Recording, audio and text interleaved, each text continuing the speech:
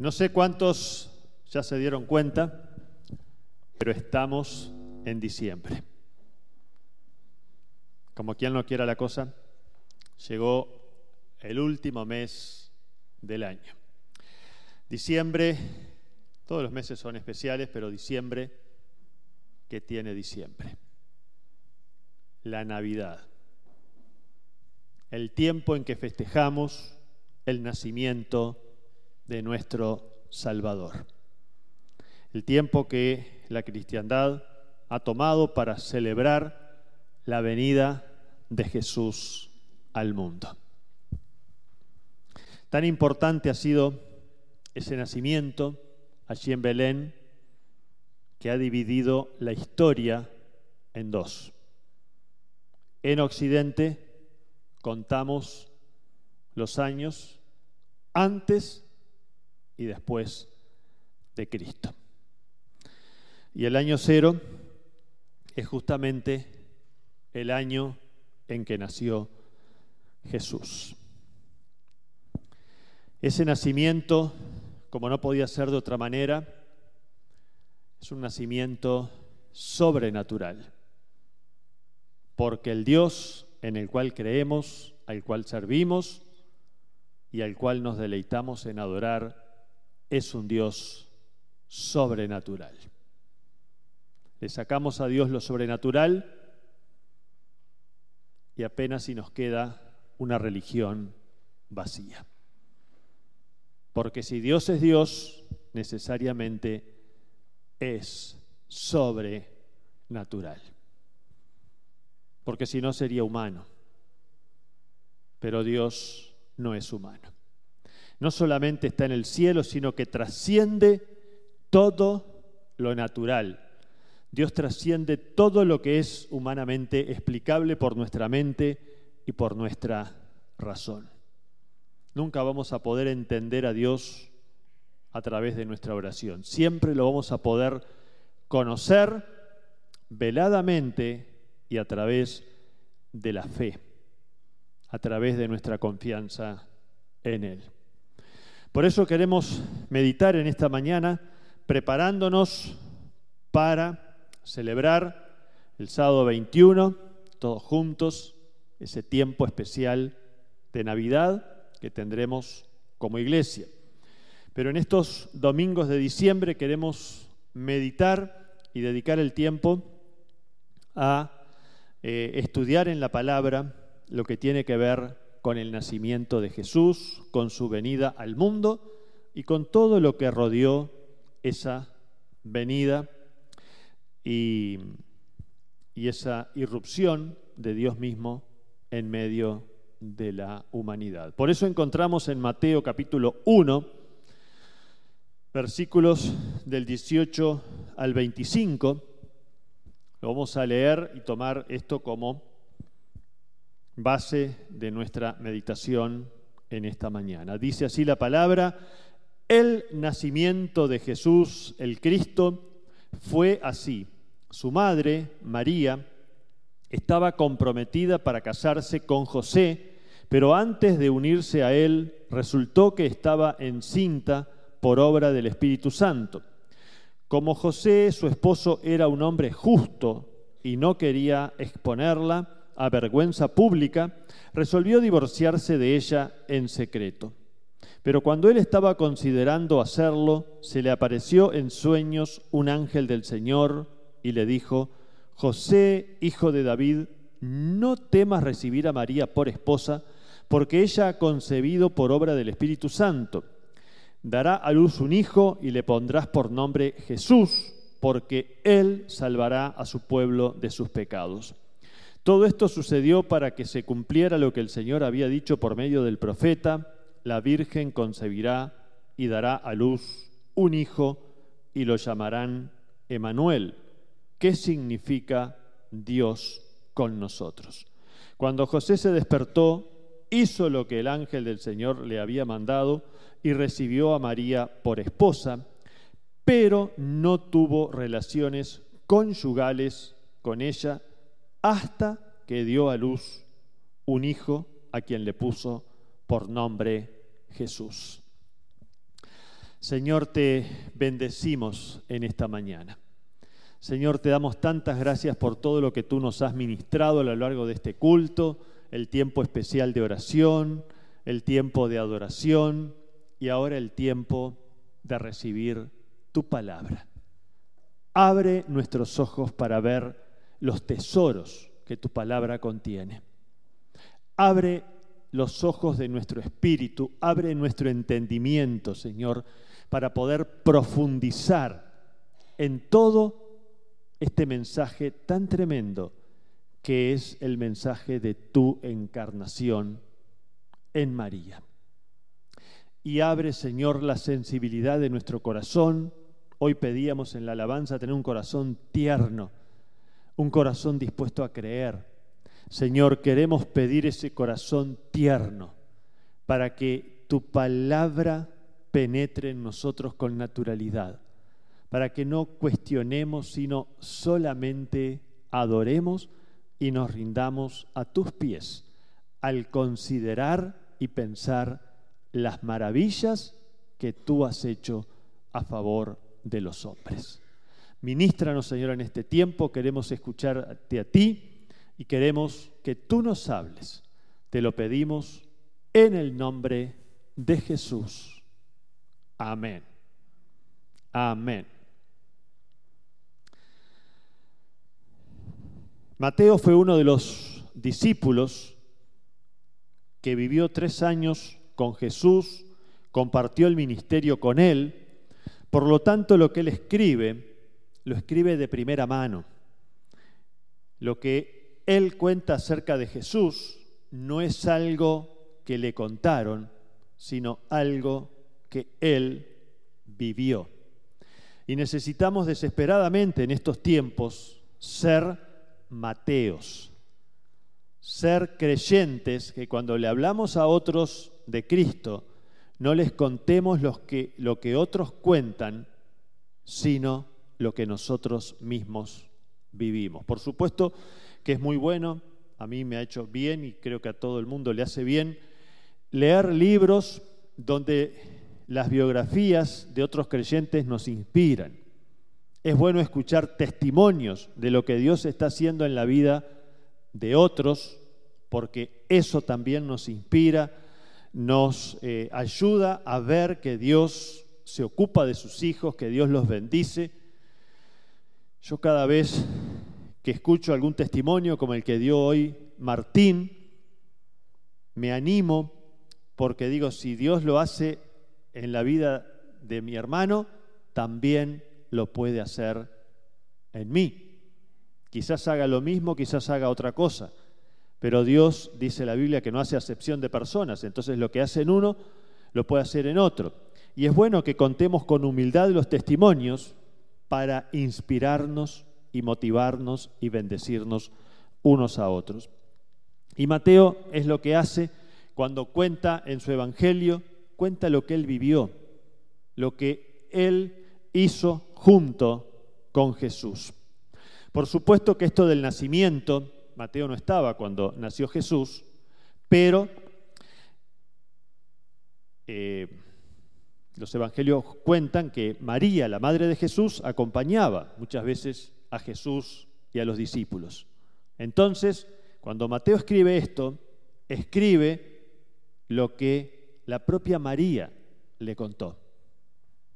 No lo leyó en un libro. La propia protagonista, y dice Lucas que María atesoraba en su corazón todas las cosas que sucedían. Por eso que se lo contaba a los demás y seguramente se lo contaba con entusiasmo. Por eso que Mateo lo tiene tan claro. Y cuando habla del nacimiento de Jesús, dice, el nacimiento de Jesús, el Cristo, fue así, fue de esta manera. Y dice Mateo que María, cuando estaba comprometida para casarse con José, antes de unirse a él, resultó que estaba encinta por obra del Espíritu Santo. Para entender esto necesitamos entender las costumbres judías, donde los casamientos no eran como los de hoy día, que alguien se enamora, se pone de novio, bueno, si tiene suerte se pone de novio, y después se casan. Los judíos tenían como 3 etapas. Los matrimonios eran arreglados. Los que se enamoraban eran los consuegros. Y, le lo digo esto en chiste, pero los que arreglaban eran los padres de él y de ella, y los novios se conocían recién después que estaba arreglado el casamiento. Y tenían un tiempo que se llamaba el desposorio, creo que se llamaba, en el cual durante un año estaban legalmente casados, pero no vivían juntos. Durante ese año, el novio preparaba la casa donde después habitaría la familia, y la novia seguía con sus padres, y muchas veces había un amigo del novio que hacía el nexo. Por eso está la parábola del novio, del amigo del novio.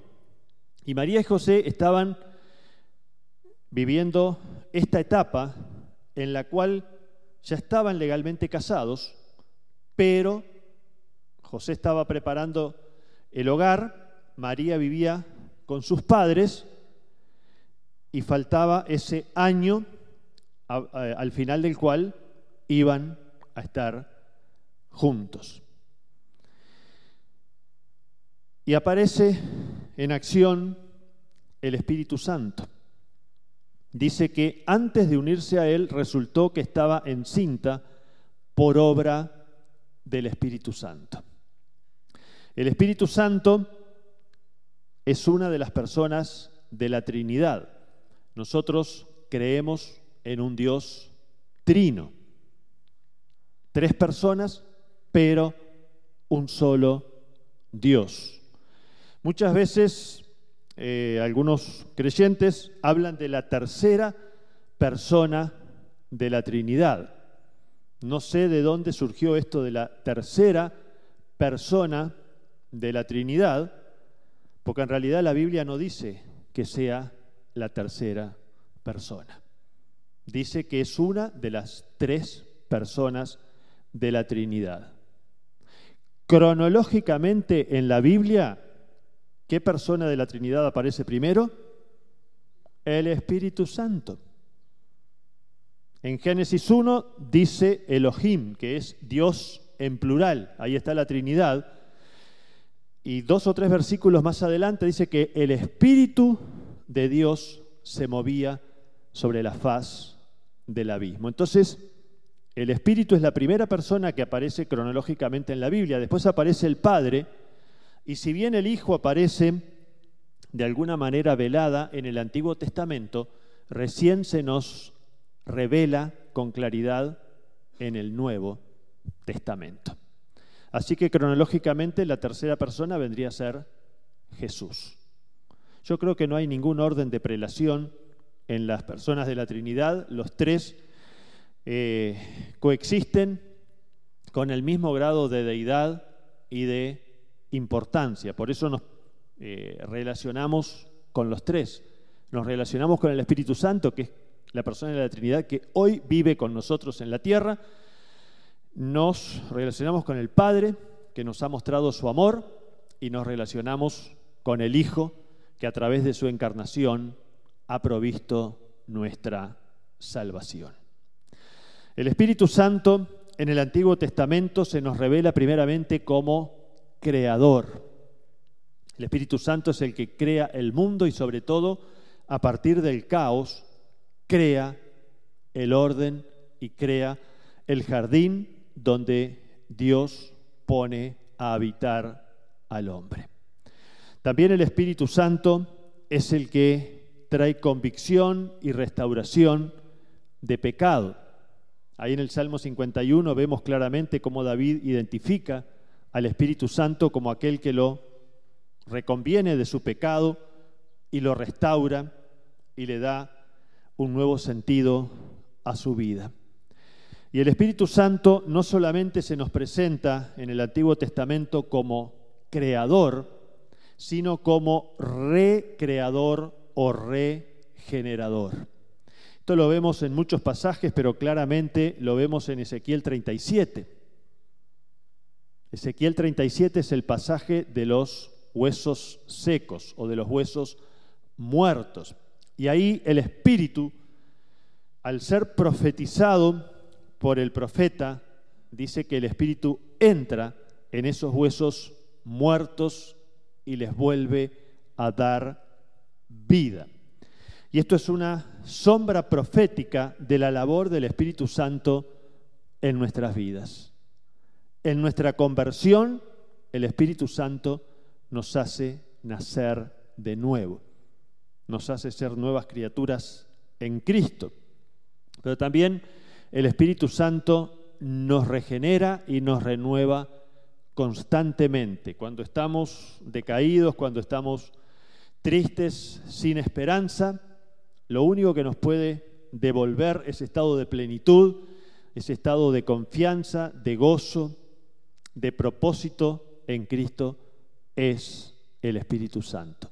Por eso en el Nuevo Testamento se nos insiste tanto que debemos buscar constantemente ser llenos y ser dinamizados por el Espíritu Santo, ser controlados por su poder vivificador. Y dice que María, estando comprometida con José, antes de unirse resultó que estaba encinta por obra del Espíritu Santo. Para los judíos, quizás más que para nosotros, la virginidad era un valor muy grande en una doncella. Y que llegara al casamiento y se descubriera que no era virgen, era realmente una afrenta y una ofensa para el novio que la recibía. Y María, en ese periodo de espera, en ese periodo de preparación, ¿cómo aparece? Embarazada. Humanamente es una situación muy complicada para José. Dice, pero como José, su esposo, y acá vemos la costumbre judía, para ellos el compromiso ya era un casamiento. Hoy los novios se siguen comprometiendo, nos seguimos comprometiendo, y si alguien está comprometido y se arrepiente, ¿qué hace? Rompe el compromiso.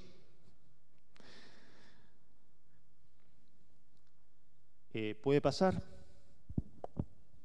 Pero aquí vemos que en la costumbre de ellos era distinto, porque ya eran legalmente esposos. Y si se arrepentían, dice que tenían que divorciarse. Dice que José, su esposo, era justo, no quería exponer la vergüenza pública y resolvió divorciarse de ella en secreto. Según la ley judía, cuando una muchacha como María cometía pecado y quedaba embarazada, existían estas dos opciones: que el novio la denunciara públicamente, y entonces ¿qué pasaba con la muchacha? La apedreaban y moría. Pero también tenía la opción de divorciarse, dice acá, secretamente, divorciarse en secreto. Asumir él la culpa y decir, no, es que me arrepentí, no estoy seguro, no estoy maduro, este es un paso muy importante. Y dar marcha atrás, asumiendo él la culpa. Y José estaba en este dilema. Ahora, estaba en este dilema porque dice que era un hombre justo y no quería exponerla a vergüenza. Esto nos muestra que José era justo y además amoroso. Amaba a su novia, esposa legalmente, a pesar de la situación que estaban viviendo. Evidentemente, esto no había sucedido nunca, y tampoco ha vuelto a suceder, ni volverá a suceder. Pero José era un hombre temeroso de Dios, y José seguramente le creyó a María lo inexplicable. José, cuando recibe la noticia y María le dice que estaba embarazada del Espíritu Santo, él no hace un alboroto, no le dice, pero qué descarada, ¿cómo vas a decir eso? Sino que él acepta sencillamente la explicación que María le da. ¿Piensan ustedes que José pudo haber entendido algo? Seguramente no entendió. Seguramente lo aceptó puramente por fe. Porque esto que pasó con María no es ni entendible ni explicable humanamente. Sin embargo, el nacimiento virginal de Jesús es una doctrina fundamental en la fe cristiana. Y así como para José seguramente fue un dolor de cabeza, para muchos creyentes es un tropezadero. Porque muchas veces, a pesar de que creemos o decimos creer en Dios, hay cosas que nos resultan complicadas. Y hay cosas que nos resulta difícil creer. Por eso dije que nuestra fe es sobrenatural.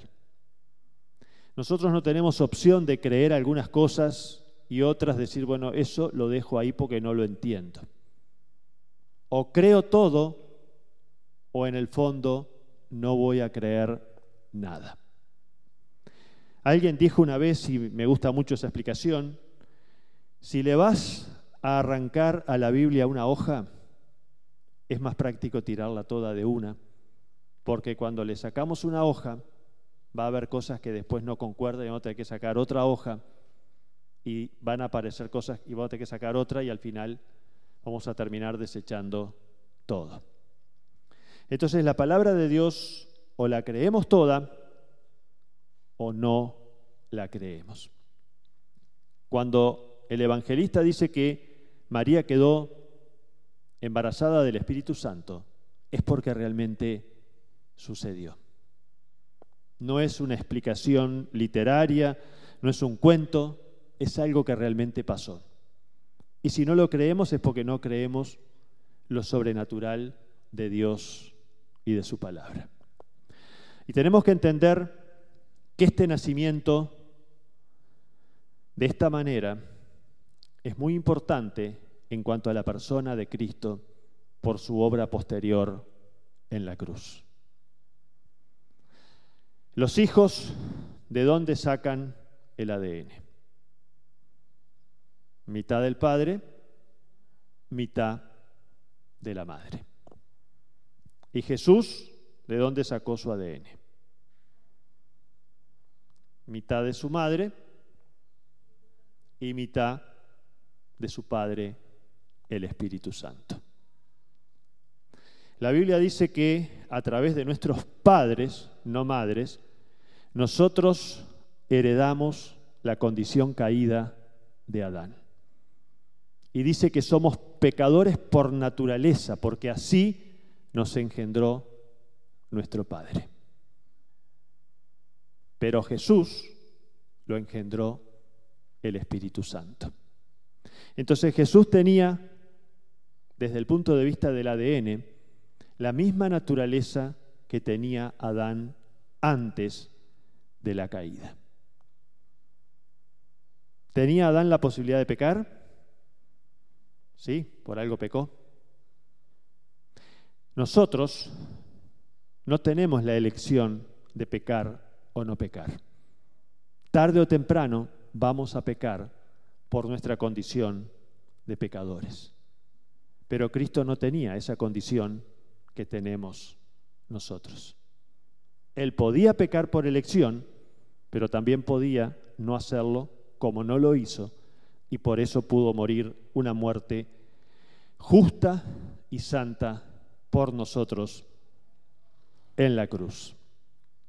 Eso es lo que hace de Jesús un ser especial. Y dice que José era justo y además amoroso. Era justo, quería hacer las cosas como Dios manda, pero también quería actuar en amor. Quería preservar el honor y la integridad de su esposa, a quien amaba. Y él tenía dos opciones: o divorciarse en secreto o denunciarla públicamente y que la apedrearan. Y dice que cuando él estaba considerando hacerlo, se le apareció en sueños un ángel del Señor y le dijo: José, hijo de David, no temas recibir a María por esposa, porque ella ha concebido por obra del Espíritu Santo. Dará a luz un hijo y le pondrás por nombre Jesús, porque él salvará a su pueblo de sus pecados. Cuando José estaba enredado en las dos opciones que humanamente tenía y no sabía cuál elegir porque las dos eran inconvenientes, aparece un ángel y Dios le da una tercera opción. Y le dice: no temas recibir a María por esposa. No temas, porque en esto que humanamente es un problema, es una deshonra, es una infamia, está la gloria de Dios.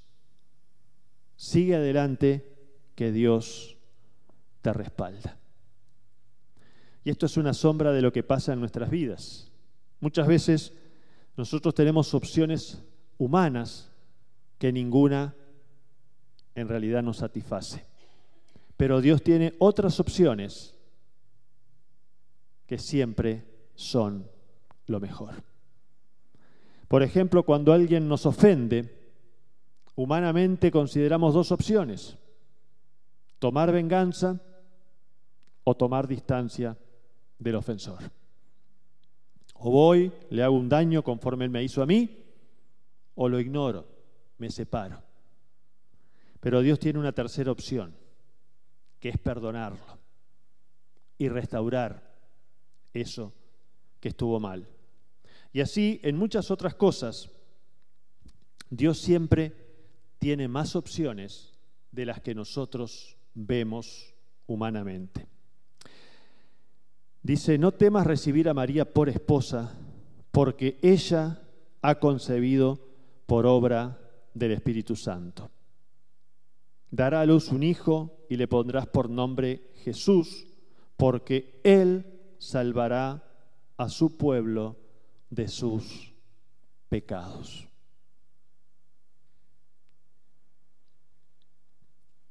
Muchas veces Dios irrumpe en nuestras vidas y toma prestado nuestro tiempo, nuestras oportunidades, nuestras circunstancias para cumplir sus propósitos superiores. Cuando nosotros nos rendimos a Dios, dejamos de ser nuestros para ser de aquel a quien pertenecemos y a quien hemos entregado nuestra vida. Obviamente que esto trastocó los planes naturales y legítimos de José, que era casarse con una muchacha virgen y luego, en el tiempo que Dios marcara, tener sus hijos y formar su familia. Pero Dios necesitaba una pareja a través del cual traer a su hijo al mundo, y los eligió a ellos. En el momento en que las cosas empezaron a suceder para José y para María, resultaron en un tremendo problema, en una posible gran vergüenza, incluso en causa de muerte. Pero después se fueron dando cuenta que lo que surgió como un problema fue un privilegio. José estuvo muy atribulado porque dice acá que no sabía qué hacer, estaba cavilando en su corazón. Yo me lo imagino yendo de una punta a la otra de la carpintería, primero diciendo, pero no puede ser, no puede ser. Esta María la voy a matar, no puede ser. Después diciendo, pero es Dios el que está en esto, pero no puede ser. Y debe haber hecho una zanja caminando de un lado para el otro de la carpintería. Pero lo que era un problema y un motivo de desvelo y un motivo de preocupación se transformó en el más grande de los privilegios. Porque José terminó siendo el papá adoptivo del Hijo de Dios. Privilegio que nadie más ha tenido ni tendrá en toda la historia. José, cuando se le apareció el ángel, realmente le cambió la vida porque él empezó a entender y siguió obedeciendo. El ángel le explica que todo sucedió para que se cumpla la Escritura. Isaías 7:14 dice que la Virgen concebirá y dará a luz un hijo y lo llamarán Emanuel, que significa Dios con nosotros. Y dice que cuando José se despertó, hizo lo que el ángel del Señor le había mandado y recibió a María por esposa, pero no tuvo relaciones conyugales con ella hasta que dio a luz un hijo a quien le puso por nombre Jesús. José en todo es un ejemplo de integridad, un ejemplo de obediencia y un ejemplo de amor. Como José, nosotros debemos ser sensibles a la voz de Dios. Debemos esperar en Él antes de juzgar a los demás y entender que muchas veces vamos a tener situaciones contrarias a lo que esperábamos. Quizás situaciones embarazosas, contradictorias, pero que encierran una bendición disfrazada de parte de Dios. Yo no sé los planes que Dios tiene para cada uno de nosotros, pero muchas veces, antes de una gran bendición, viene un gran problema. Viene una situación que no sabemos cómo afrontar, que parece incluso absurda, contraproducente, pero que Dios finalmente la usa para bien. A mí José me enseña que cuando las opciones humanas todas parecen malas, es porque falta considerar la opción de Dios. Quizás yo estoy enredado, ahogado en un problema que hasta me quita el sueño, porque estoy solo mirando las opciones humanas para solucionarlo y me falta levantar la vista al cielo.